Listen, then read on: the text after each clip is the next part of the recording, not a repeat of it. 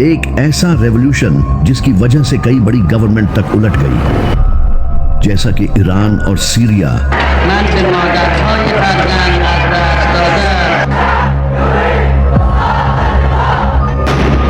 लेकिन आखिर करबला हुई कैसे और किस तरह इमाम हुसैन की शहादत से ये रेवोल्यूशन स्टार्ट हुआ, तो चले जानते हैं। जब यजीद को मुआविया ने इमाम हसन अलैहिस्सलाम की ट्रीटी तोड़कर खलीफा बना दिया, तो अपनी मौत से पहले मुआविया ने अपने बेटे यजीद को वार्न किया और कहा कि हुसैन से होशियार रहना, अगर ये तेरे खिलाफ खड़ा हुआ तो तू नहीं बचेगा।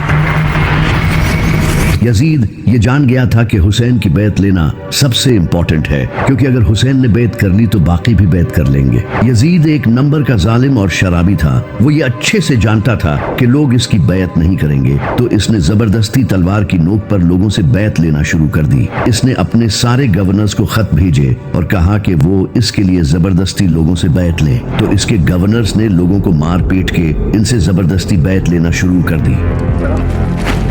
तभी मदीना का गवर्नर वलीद बिन उतबा ने इमाम हुसैन अलैहिस्सलाम को रात के वक्त सीक्रेटली बुलाया और कहा कि वो यजीद की बैत कर ले। लेकिन इमाम हुसैन अलैहिस्सलाम ने कहा कि मैं कभी भी यजीद की बैत नहीं करूंगा। ये कहकर इमाम हुसैन इसी रात अपनी फैमिली को लेकर मक्का चले गए, जहां वो कई महीनों तक रहे। जब इमाम हुसैन अलैहिस्सलाम मक्का में थे तो वहां उन्हें कूफे के कई लोगों ने खत भेजे और कहा कि हमारा आपके सिवाय कोई इमाम नहीं, आप हमारे पास आए, हम आपका साथ देंगे और इस यजीद के खिलाफ लड़ेंगे। तो इमाम हुसैन अलैहिस्सलाम ने मुस्लिम बिन अकील को कूफा की सिचुएशन का जायजा लेने के लिए भेजा। मुस्लिम बिन अकील कूफा पहुंचे और वहां के लोगों ने इनका अच्छे से वेलकम किया और 18,000 से ज्यादा लोगों ने इमाम हुसैन के हाथ पर बैत करने का वादा किया। जब यजीद को यह पता चला कि मेरे खिलाफ लोग फौज खड़ी करने वाले हैं, तो इसने फौरन कूफा के गवर्नर नोमान बिन बशीर को हटाकर इनकी जगह उबैदुल्लाह बिन जियाद को गवर्नर बना दिया, ताकि वो वहां जाकर इस मूवमेंट को खत्म कर सके।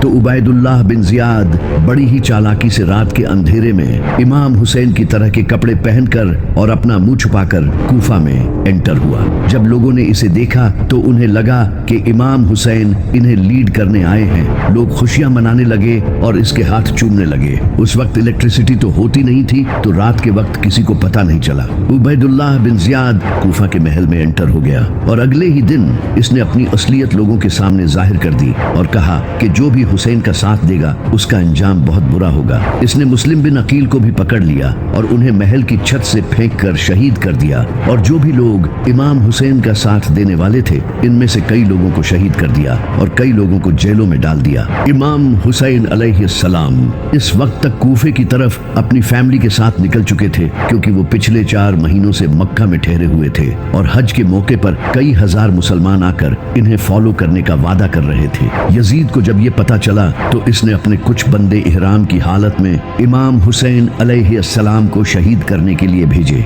जब इमाम हुसैन को इसका पता चला कि यजीद ने इन्हें मारने के लिए जासूस भेजे हैं, तो उन्होंने मक्का छोड़ने का फैसला किया और जाने से पहले खुतबा दिया और कहा कि जो हमारा साथ देगा वो शहीद होगा और जो पीछे रह जाएगा वो कभी भी उस अजीम कामयाबी को हासिल नहीं कर सकेगा। ये कहकर इमाम हुसैन अलैहिस्सलाम कूफे की तरफ रवाना हो गए। लेकिन इन्हें ये नहीं पता था कि कूफा में उबैदुल्लाह बिन जियाद ने कब्जा कर लिया है। इनके कई साथियों ने इन्हें वहां जाने से मना भी किया, लेकिन इमाम हुसैन अलैहिस्सलाम टोटल 70 से 80 लोगों के साथ कूफा की तरफ रवाना हो गए। वो किसी जंग के लिए नहीं जा रहे थे, बल्कि अपनी फैमिली के साथ कूफा के लोगों से मिलने जा रहे थे। ये अजीम काफिला रेगिस्तान में अपने सफर पर रवाना था कि तभी इन्हें मुस्लिम बिन अकील की शहादत की खबर मिली, जिसे सुनकर इनके कई साथियों का मोराल टूट गया और कुछ लोगों ने वापस जाने का सोचा। तो इमाम हुसैन अलैहिस्सलाम ने इन्हें कहा कि हम अल्लाह की तरफ से आए हैं और हमें इसी की तरफ लौट कर जाना है,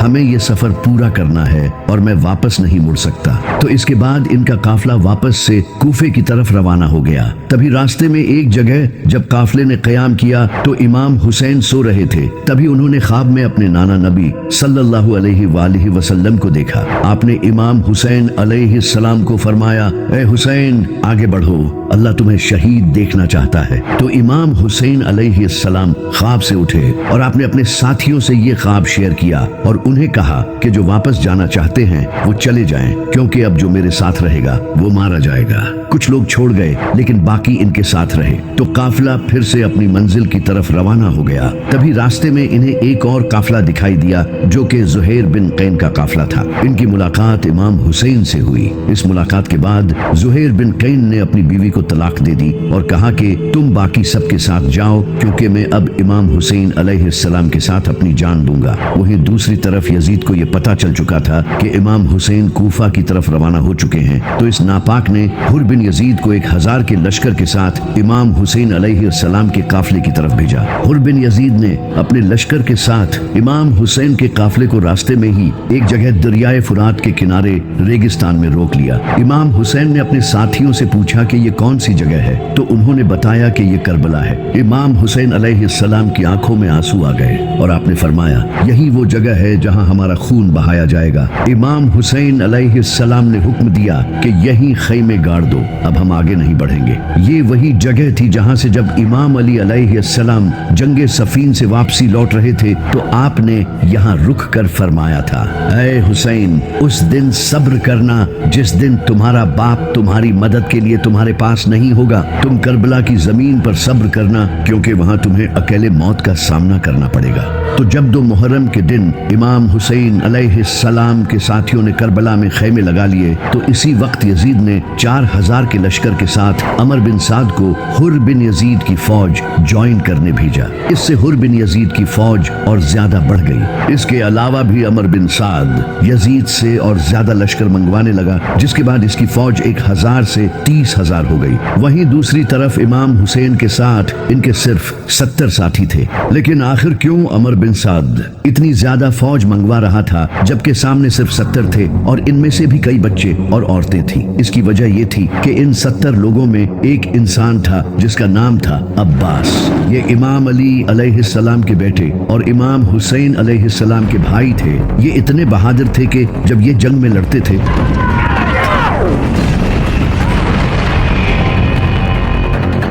तो लोगों को लगता था कि अली लड़ रहा है। इन्हें इमाम अली अलैहिस्सलाम ने तहज्जुद में अल्लाह से मांगा था। आपने दुआ की थी, ऐ अल्लाह, मुझे ऐसा बेटा अता फरमा जो मेरे बेटे हुसैन को इसकी तन्हाई के दिन सहारा दे। मुझे ऐसा बच्चा अता कर जो हुसैन का वफादार हो, जो करबला में इसके साथ खड़ा हो, जो इसके लिए अपनी जान दे और मौत के सामने न झुके। तब जाकर अल्लाह ने उन्हें अब्बास जैसा बेटा दिया। इसी वजह से अमर बिन साद लगातार फौज मंगवा रहा था, क्योंकि सामने अब्बास खड़ा था। तो इमाम हुसैन ने कूफा के लोगों को एक खत लिखा उन्हें अपनी इस कंडीशन के बारे में बताने के लिए, लेकिन वो खत कभी कूफा के लोगों तक पहुंचा ही नहीं। इमाम हुसैन और इनके साथी शदीद प्यास बर्दाश्त कर रहे थे, क्योंकि अमर बिन साद ने 500 फौजी फुरात के किनारे खड़े कर दिए थे। इस वक्त रेगिस्तान में शदीद गर्मी थी, सूरज सर पर था, बच्चे रो रहे थे और इनके होंठ सूखे पड़े थे। यहाँ तक कि औरतें प्यास की शिद्दत से बेहोश हो रही थी। प्यास की वजह से इमाम हुसैन के साथी कमजोर हो रहे थे, लेकिन इनका जज्बा मजबूत था। इमाम हुसैन अलैहिस्सलाम के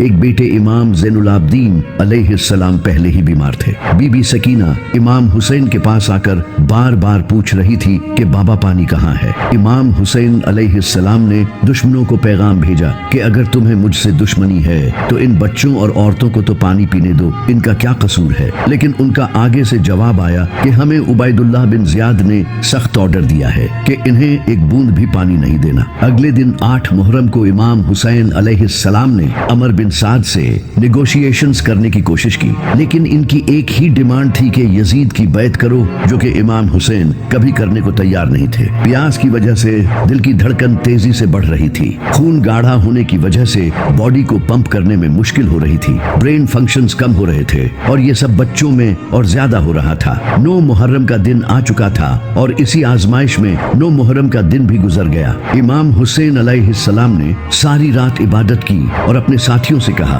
तुम अब जा सकते हो, दुश्मनों को सिर्फ मेरी जान चाहिए, मैं नहीं चाहता कि मेरी वजह से किसी की जान जाए। इसके बाद इमाम हुसैन ने चिराग बुझा दिया और जब थोड़ी देर बाद चिराग जलाया तो इनका एक भी साथी इन्हें छोड़कर नहीं गया।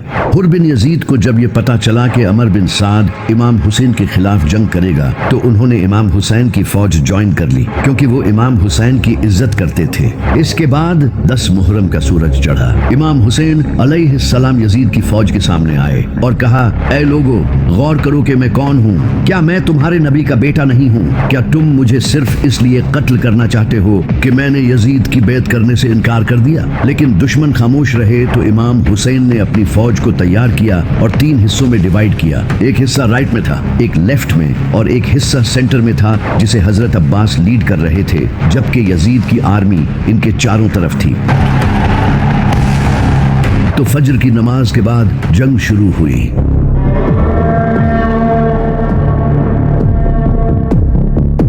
इमाम हुसैन अलैहिस्सलाम के कई साथी एक एक करके शहीद होते रहे।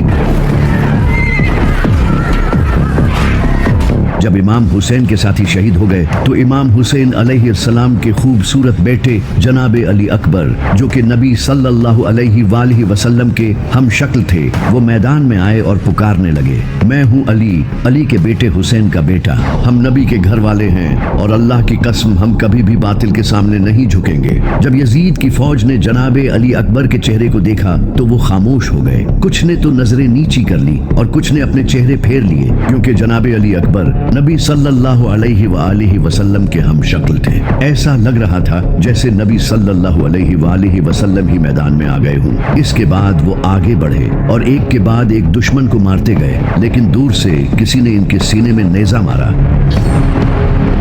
जिसके बाद वो नीचे गिरे और इमाम हुसैन को पुकारने लगे। इमाम हुसैन पूरी तेजी से इनके पास आए और इन्हें उठाकर कहने लगे, ऐ अल्लाह, तू गवाह रहना, इन्होंने उसे भी शहीद कर दिया जो सूरत में तेरे नबी से सबसे ज्यादा मिलता था। इसके बाद इमाम हसन अलैहिस्सलाम के बेटे जनाबे कासिम अलैहिस्सलाम ने इमाम हुसैन से जंग की इजाजत मांगी तो इमाम हुसैन अलैहिस्सलाम ने कहा, ऐ कासिम, तुम ही इकलौते अपने बाप की निशानी हो, मैं तुम्हें कैसे जाने दे सकता हूँ? तो जनाबे कासिम अलैहिस्सलाम ने कहा, चचा जान, आपके लिए मुझे मौत शहद से भी ज्यादा मीठी है। इमाम हुसैन अलैहिस्सलाम ने इन्हें गले लगाया और रोने लगे। तो फिर जनाबे कासिम मैदान में आए और बड़ी बहादुरी से लड़े, लेकिन कुछ देर बाद किसी ने पीछे से इन पर हमला किया और वो भी शहीद हो गए। इमाम हुसैन अलैहिस्सलाम इनके पास गए और इनके जिस्म को उठाया। इसके बाद इमाम हुसैन के 2 भतीजे भी शहीद हो गए। हजरत अब्बास अलैहिस्सलाम भी जंग में मसरूफ थे। जब उन्हें बच्चों के रोने की आवाज आई तो उन्होंने इमाम हुसैन अलैहिस्सलाम से पानी लाने की इजाजत मांगी। इमाम हुसैन ने उन्हें इजाजत दे दी। इसके बाद हजरत अब्बास अलैहिस्सलाम अपने घोड़े पर सवार हुए और यजीद की आर्मी को चीरते हुए फुरात की तरफ बढ़े। वो रास्ते में आने वाले हर एक को खत्म करते गए और दरिया पर पहुंच गए। वहां पहुंचकर उन्होंने पीने के लिए अपने हाथों में कुछ पानी लिया, लेकिन जैसे ही उन्हें याद आया कि इनका खानदान प्यासा है तो उन्होंने पानी अपने हाथों से गिरा दिया। इसके बाद वो अपने मशकीजे में पानी लेकर अपने घोड़े पर बैठे और वापस खेमों की तरफ बढ़ने लगे। लेकिन तभी कुछ दुश्मनों ने इनके बाजू पर हमला किया और इनका एक बाजू काट दिया। उन्होंने दूसरे हाथ में मशकीजे को पकड़ लिया, लेकिन इनका दूसरा हाथ भी काट दिया गया। तो उन्होंने अपने मुंह में मशकीजे को पकड़ लिया, लेकिन इसके बाद उन्हें शहीद कर दिया गया। इमाम हुसैन हजरत अब्बास की तरफ बढ़े तो उन्होंने कहा, भाई, मुझे माफ करना, मैं आपके लिए पानी नहीं ला सका, और ये कहकर वो भी शहीद हो गए। इमाम हुसैन अलैहिस्सलाम इनकी इस शहादत से टूट चुके थे। इसके बाद इमाम हुसैन अलैहिस्सलाम अपने 6 महीने के बेटे अली असगर को इनके सामने लाए और कहा, मेरे लिए न सही, कम से कम इस बच्चे के लिए ही पानी दे दो। लेकिन एक जालिम ने जनाबे अली असगर के गले में तीर मारकर उन्हें शहीद कर दिया। इमाम हुसैन अलैहिस्सलाम ने जनाबे अली असगर के खून को ऊपर उछाला और फरमाया, ऐ अल्लाह, मेरी इस कुर्बानी को याद रखना। अब इमाम हुसैन के सारे साथी शहीद हो चुके थे और वो अकेले रह गए थे। इनके जिस्म पर कई जख्म थे और वो भी लड़कर थक चुके थे। ऊपर से प्यास की शिद्दत से जहां एक नॉर्मल इंसान के लिए हिलना तक मुमकिन नहीं होता, वो दुश्मनों के सामने डटकर खड़े थे। इमाम हुसैन अपनी फैमिली के पास गए, उन्हें अलविदा कहा और कूफा के लोगों को आखिरी खत लिखा और कहा, तुमने मुझे खत भेजकर बुलाया था, लेकिन अब तुम अपने वादे से फिर चुके हो। अब इंशाअल्लाह क़यामत के दिन मुलाकात होगी। इसके बाद वो अपने घोड़े जुल्जनाह पर सवार होकर हाथ में जुल्फिकार लिए मैदान में आए। इनके सामने हजारों का लश्कर था और वो अकेले थे, लेकिन हार मानने के लिए तैयार नहीं थे। एक तरफ वो तादाद में डायनासोर्स थे और दूसरी तरफ एक जख्मी शेर। इमाम हुसैन पूरी रफ्तार से फौज की तरफ बढ़े और अपनी तलवार से दुश्मनों को चीरने लगे। वो दुश्मनों की सफ़ें चीरते हुए आगे बढ़ते रहे। दुश्मनों की गर्दनें हवा में परिंदों की तरह उड़ रही थी। कई फौजी शौक हो गए। कुछ फौजियों ने कहा, हमने कभी किसी इंसान को इस प्यास और जख्मी हालत में लड़ते नहीं देखा। ये ऐसे लड़ रहा है जैसे ये इस दुनिया का नहीं है।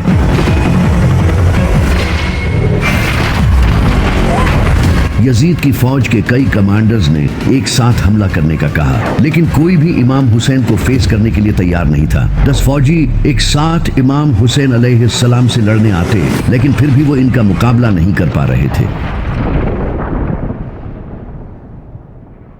ऐसा लग रहा था जैसे अली खुद जुल्फिकार लेकर मैदान में लड़ रहे हों।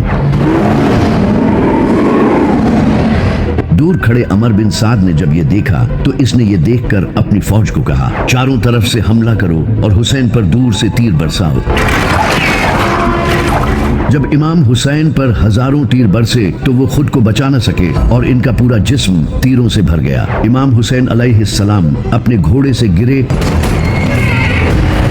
और सजदे की हालत में चले गए। इसके बाद वो शहीद हो गए। इमाम हुसैन की शहादत के बाद शिमर इमाम हुसैन अलैहिस्सलाम के पास आया और आपके सीना मुबारक पर इसने अपना नापाक पांव रखा और इसके बाद इमाम हुसैन अलैहिस्सलाम के सर को तन से जुदा कर दिया। इमाम हुसैन के खैमों को लूटा गया, इनकी औरतों और बच्चों को कैदी बना लिया गया।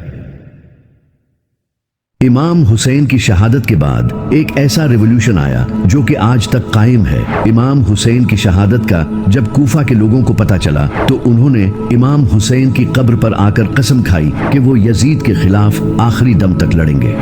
इनका इम्तिहान हमारी तलवार ही लेगी। इसके बाद उन्होंने यजीद के खिलाफ जंग की और शहीद हो गए। इसके बाद मक्का में अब्दुल्लाह बिन जुबैर ने यजीद की बैत करने से इनकार कर दिया। यहाँ हम उनको रोकेंगे। जिसके बाद मक्का के मुसलमानों ने यजीद से जंग की और हजारों मुसलमान शहीद हुए। ना रहम करो। इसके बाद मदीना के लोगों ने भी यजीद की बैत तोड़ दी। जब उन्हें इमाम हुसैन अलैहिस्सलाम की शहादत का पता चला और उन्होंने भी यजीद के खिलाफ जंग की और हजारों लोग शहीद हो गए। इनके कई सालों बाद काले झंडों के साथ अब्बासी खड़े हुए और उन्होंने बनु उमैया की इस जालिम हुकूमत को खत्म कर दिया। इमाम हुसैन के खून से एक ऐसा रेवोल्यूशन शुरू हो चुका था जो इनकी शहादत के सदियों बाद तक जारी रहा। जैसा कि 1979 ईरान में इनकलाब आने से पहले वहाँ शाह मोहम्मद रजा पहलवी की हुकूमत थी जो कि वेस्टर्न कंट्रीज का गुलाम बना हुआ था। जैसा कि इसराइल और अमेरिका आज जहां ईरान इनका सबसे बड़ा दुश्मन है, वहीं एक टाइम ऐसा भी था जब ईरान के इनके साथ काफी अच्छे रिलेशंस थे।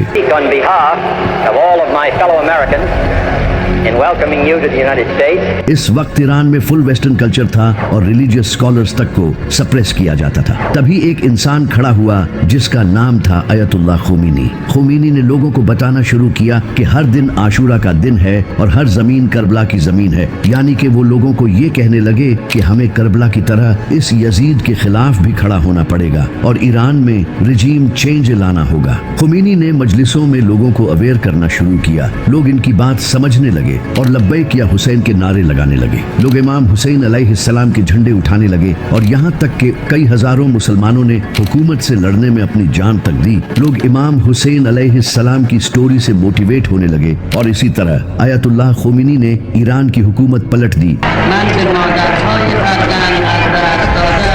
जिसके बाद ईरान में वेस्टर्न कल्चर खत्म करके इस्लामी हुकूमत लाई गई। ईरान की इस्लामी मूवमेंट से इंस्पायर होकर नाइजीरिया में शेख इब्राहिम ने भी शिया मूवमेंट स्टार्ट की। ये लोग भी इमाम हुसैन के नारे लगाने लगे और प्रोटेस्ट करने लगे, जिसे देखकर दिसंबर 2015 में नाइजीरिया की सिक्योरिटी फोर्सेस ने इन पर अटैक किया और 1000 से ज्यादा शिया मुसलमान शहीद हुए, जिसमें से 3 तो शेख इब्राहिम के बेटे थे। शेख इब्राहिम और उनकी बीवी को गोली मारी गई और बगैर किसी मुकदमे के इन्हें जेलों में डाल दिया गया। इसी तरह इराक के लोगों ने हुकूमत की करप्शन, गुर्बत और अमेरिका की फॉरेन इंटरफेरेंस से तंग आकर हुकूमत के खिलाफ प्रोटेस्ट शुरू कर दिए। Iraq is dealing with a fourth day of violent anti-government protests. ये प्रोटेस्टर्स खुद को हुसैन और हुकूमत को यजीदी बोलने लगे।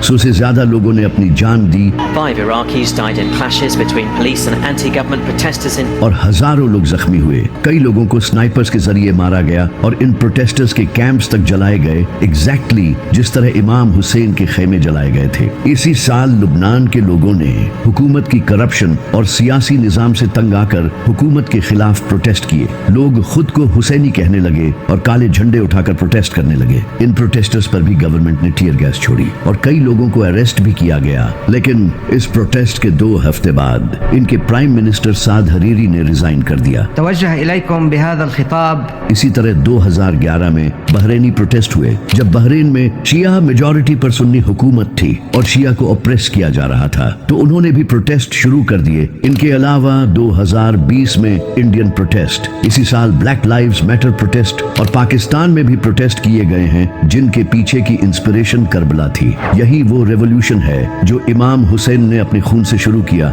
जिसे आज बहुत से लोग नहीं जानते। इस्लाम खुद एक पॉलिटिकल रिलीजन है। नबी सल्लल्लाहु अलैहि वसल्लम खुद एक पॉलिटिशियन थे। आपने काफिरों से डील की और इस्लाम को एस्टैब्लिश किया। इसी तरह पहले खलीफा हजरत अबू बकर रजी अल्लाह तआला अन्हु भी एक पॉलिटिशियन थे और हजरत उमर रजी अल्लाह तआला अन्हु, जिन्होंने रोमन और पर्शियन एम्पायर्स के खिलाफ जंगें की और इससे इस्लाम पूरी दुनिया में फैला। इमाम अली अलैहिस्सलाम भी पॉलिटिशियन थे, जो कि हजरत अबू बकर, उमर और उस्मान के दौर में हुकूमत के साथ रहे और उन्हें मशवरे देते थे और अपने दौर में भी हुकूमत की। इसी वजह से इस्लाम एक पॉलिटिकल रिलीजन है। इस्लाम का खुद का खिलाफत सिस्टम है। ये दीन हुकूमत करने के लिए ही बना है। अगर मुसलमानों पर काफिर हुकूमत करेंगे तो मुसलमानों की नमाज और रोजे का कोई फायदा नहीं होगा। ये काफिर जुल्म करेंगे और मुसलमान कुछ नहीं कर पाएंगे, जो कि आज आप फिलिस्तीन में देख सकते हो। इसी वजह से सबसे पहले हमें पॉलिटिकल एक्टिव होना पड़ेगा और अल्लाह की हुकूमत कायम करनी पड़ेगी, वरना हमारी नमाजों का कोई फायदा नहीं। इसी वजह से अल्लामा इकबाल ने कहा था कि लोग जिस दीन को मस्जिदों में तलाश करते हैं, वो दीन करबला की जमीन पर पड़ा है।